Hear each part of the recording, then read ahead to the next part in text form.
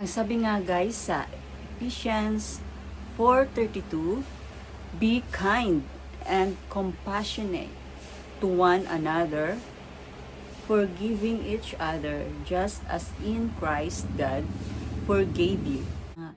Ang kindness na ipapakita mo ay isa itong magandang pag-uugali. Kasi sa panahon ngayon kasi 'di ba parang iba na, ano na lang, parang more on social media na lang ang para lang maipakita sa social media. So, in real life, sa likod ng camera, iba pala, 'di ba? Kasi iba na nga ang panahon ngayon. Ang kindness, guys, ay nasa fruit of the Holy Spirit.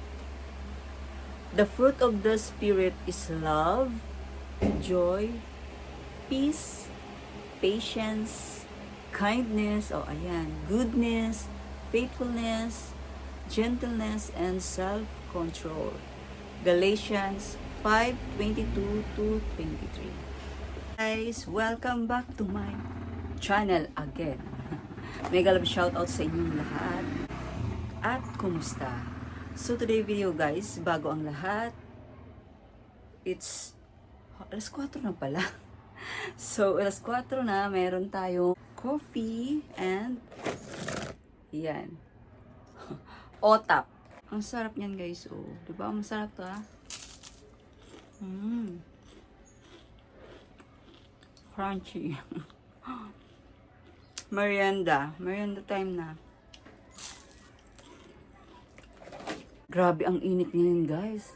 Ano pa lang siya, wala pang second week ng ng March, sobrang init na. Kaya, sa lahat po ng mga aalis or maglalakad, magdala po kayong payong, sombrero, protection sa init, tubig, inumin. Ayan, grabe guys, ang init. Ingat po tayo sa heat stroke. So, today video guys, ang aking i-share sa inyo, kasi nung nakaraan ay about people pleasing, people pleaser. So ngayon naman tatalakayin natin ang kindness. So ano nga ba tong kindness? Siyempre alam naman ng lahat 'yan. Sarap. Cheers to all coffee lover. What is the real kindness? Ito siya guys ha. Kindness is a type of behavior marked by acts of generosity, consideration, rendering assistance or concerns for others without expecting praise or reward in return. The other one is kindness is choosing to do something that helps others or yourself motivated by a genuine feelings. Kindness of doing good often means putting others people's needs before own. It could be by giving up our seats on a bus to someone who might need it more, or offering to make a cup of tea for someone at work. So yun guys. So ito namang kindness na to is talagang totoo. Nararamdaman mo yun di ba? Kasi nung konting kwento ko na naman, yan, namasukan ako bilang yaya. So, alam nila kung totoo kang tao, alam nila kung talaga bang mabait ka, or yung bida-bida ka lang, na hatak ka lang ng paraan para magustuhan ka. Pero iba talaga yung genuine na kindness, na kabaitan, kabutihang loob. Kasi nafe-feel nila yun na sincere ka, 'di ba? Kahit naman kayo guys, 'di ba? Kung marunong kayong bumasa ng tao at malakas ang inyong pakiramdam, alam niyo 'yon.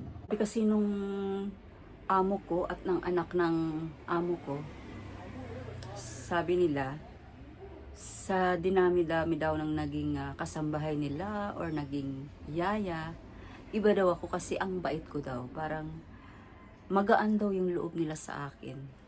Kaya, hindi naman nagbubuhat ako sa sarili kong bangko. Mabait pala ako. Diba? Parang ang saya rin sa feeling pag sinabihan ka, ng yung tingalam kasi amo mo na sabi, kakaiba kasi, ganyan, ang bait mo, yung gaganunin ka, tapos yung mga bata na inaalagaan mo, hinahambing ka. Sabi, kakaiba kasi sa lahat ng mga naging yaya namin. Tapos, syempre, dahil kakaiba ka, kung parang may mga favor na ginagawa din sa'yo. 'Di ba? Parang ang sarap maging mabait. Sa totoo lang, guys. Parang yung ginagawa mong kabutihan or kabaitan sa mga taong nakakasalamuha mo, mataas man ang pagkatao, may pinag-aralan man, or nasa baba man, kung pantay-pantay ang iyong tingin na ipinapakita mo ang iyong kabaitan, natuturuan mo sila kung paano mo sila itrato ang iyong kabaitan, ganoon.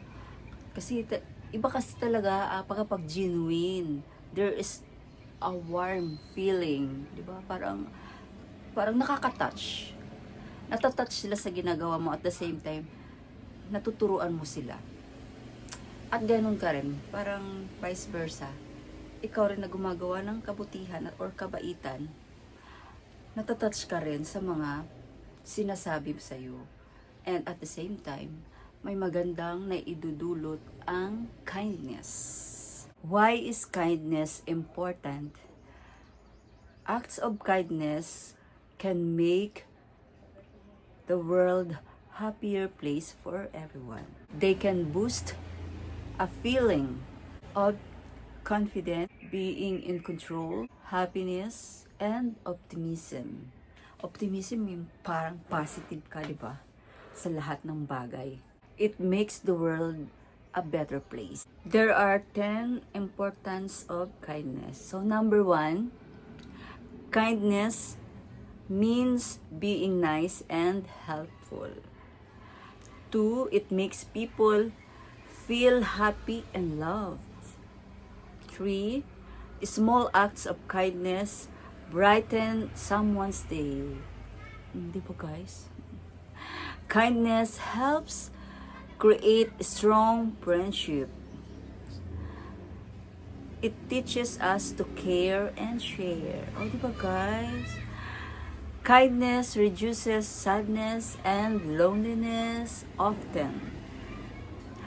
Kindness make the world peaceful and better. Tulad ng sinabi ko kanina, it encourages others to show kindness too. Being kind to animals is essential. Kindness costs nothing but has great value. Hindi mahal ang maging mabait, guys. Kaya share it to make a world a better place and happier. Diba? Kahit simple lang yung katulad ng sinabi nga, yung nakikita mong nakaupo ka sa bus na mas may nangangailangan pa na dapat mong paupuin, ibigay mo yung upuan mo. Diba? It starts the day of one person na mas nangangailangan ng upuan na yon. Kahit simpleng ganun lang, or kaya pagtawid sa pedestrian lane. Alam niyo ba, guys, na sa mga bata, alam nila yung mabait ka at yung malupit ka. Kaya nga yung iba, parang nagiging sila ano ba yun? Mailap. Kasi nakita nila sa mga nag-aalaga sa kanila, yung kung paano sila tratuhin. Kasi di ba mayroong mga malulupit na mga nagbabantay or mga nag-aalaga or mga yaya, nananakit, iba yung trato. Kaya yung mga minsan yung mga bata nagiging mailap. Nagkakaroon tuloy sila ng stress. Ang iyong kabaitan na ipinapakita or kabutihan, nagbibigay sa kanila ng kasiyahan. At nagiging sila, positive sa mundo. Kasi kapag namulat ang mga bata na ipakita mo ang kalupitan, parang nagiging sila nagtatago, nagiging mailap na lang sila. Nagtatago sa isang sulok. Parang mas gusto na lang nilang mag-isa. Sa mga mayroong mga bata na palaki pa lang, ipakita natin ang ating papalaki sa kanila na mayroong kindness sa ating puso. Kasi sila yung, pag lumakihan sila, ganun din ang kanilang itatrato sa mga kanilang makakasalamuha. Diba? Kahit halimbawa, nasa school sila, magiging mabait sa kanilang mga kaibigan, kaklase, magiging makakasalamuha. Kaya, be kind to all. It helps kids feel more connected to others. O, diba? And then, it reinforces important social competencies that support healthy development. Pag maayos yung ipinakita mong environment, talang lalaki yung bata ng positive outlook sa buhay. And then, yun ang isi-share nila sa kanilang kapwa. So, kung nagustuhan niyo po ito, please give it a thumbs up and subscribe na po kayo sa aking channel sa mga hindi pa nakaka-subscribe. Don't forget, Jesus loves you so much. And God bless everyone until the next video. Bye!